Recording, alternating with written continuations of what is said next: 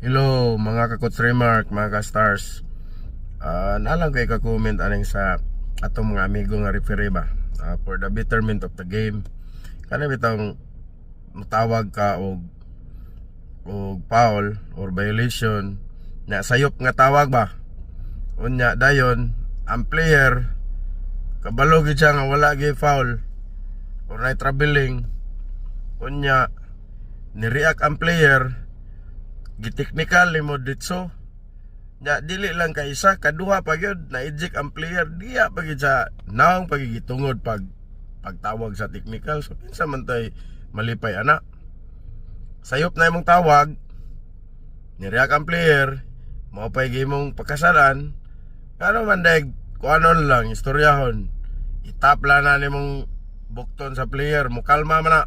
Imong i-explain, natawag na nimo. Dili kay mag-inisog po dayon ang referee para ignon nga mayong laki gyud. So wa ginada. Di man mo musuon ng mga referee sa shout out ko sa mga referee sa Davao, no? In fairness sila Sir Piwi, arbitero, mga grupo nila Coach Rael nga mga kanang mga referee. So gwapo gyud tawag gyud. Kana magdula men dito sa Davao nya kana sila nga grupo mag-referee. Wala gyud problema.